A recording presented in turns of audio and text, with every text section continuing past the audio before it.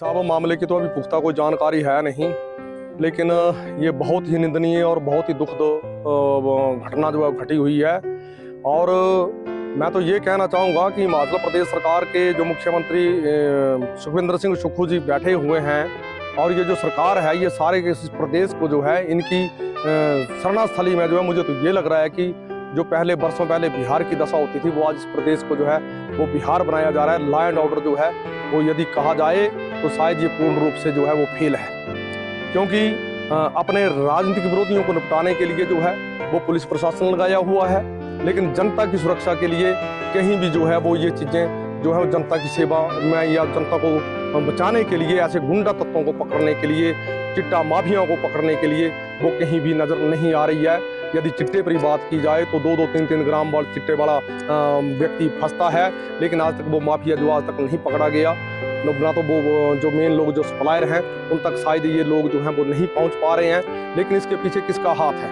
यदि मान लो मैं किसी के 10 रुपए चुराता हूं तो उस चोर को जो है वो सामने वाले, जब चोर पकड़ा जाता है तो उससे ये पूछा जाता है कि आपने कहाँ से चुराए हैं, कैसे चुराए हैं। तो क्या ये जो चिट्टा जो है, चिट्टे के ऊपर जो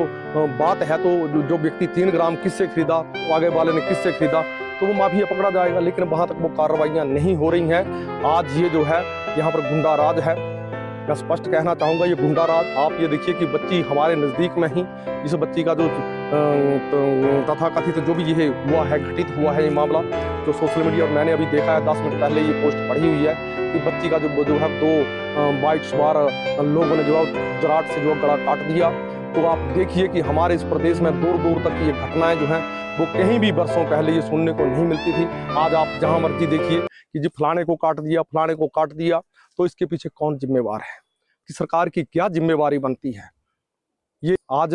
मैं यदि बात करूं तो मेरे तो रोंगटे खड़े हो गए हैं जब से मैंने ये सुना कि एक बच्ची का गला, और वो भी मेरे इसी प्रदेश में, इसी हमारे जिला हमीरपुर के साथ हमारे लगते सरका घाट में।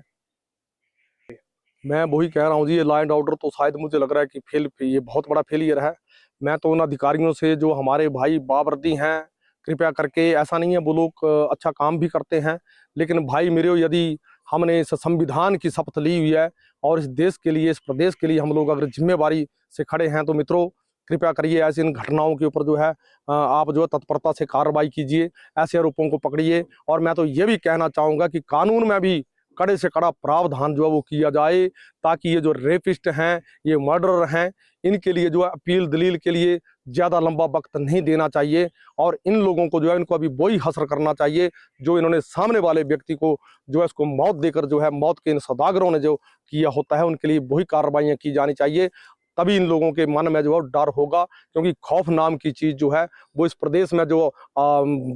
ऐसे गुंडा तत्व हैं उनके दिलों से जो बिल्कुल बाहर निकल गया है। और वो लोग बेखौफ, जैसे आप रेप की बात कर रहे हैं या मर्डर की बात कर रहे हैं, ये लोग जो हैं, मुझे लग रहा है कि शायद इन लोगों को जो है ये प्रदेश जो है वो शरणास्थली बनता जा रहा है, और ये लोग बेखौफ घूम रहे हैं, और ये लोग जो हैं आज इन कृत्यों को अंजाम देने में लगे हुए हैं। कहना चाहूँगा कि ये बहुत ही दुखद घटना है जिस परिवार की बच्ची के साथ ये घटा हुआ है। हालांकि पुलिस जो है वो शायद इसमें जांच पड़ताल करेगी कि क्या है क्या नहीं है, लेकिन मेरा इतना सा ही निवेदन है,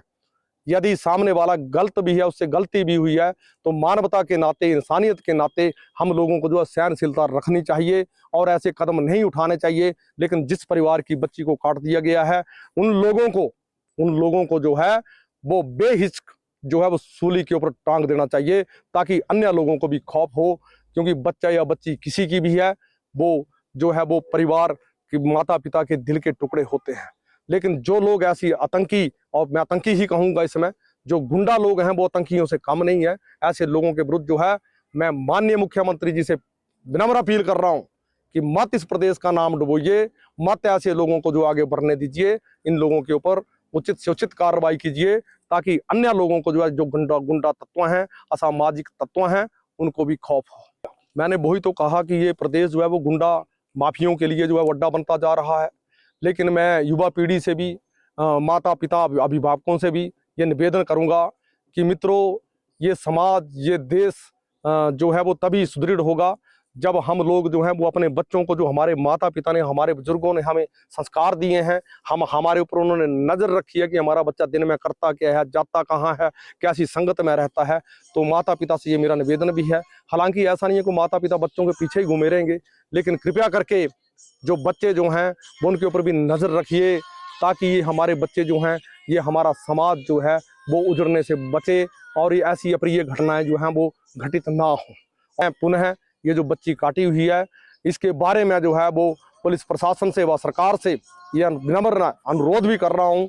कि कृपया करके ऐसे असामाजिक तत्वों के विरुद्ध जो है वो तुरंत कानूनी कार्रवाई जो है वो अमल लाने का जो है प्रावधान किया जाए, ताकि वो अन्य लोग जो दोबारा कोई भी ऐसा जघन्य अपराध करने का कोशिश करे वो 100 बार सोचे कि इसका अंजाम जो है वो कानून के दायरे में कैसा होगा।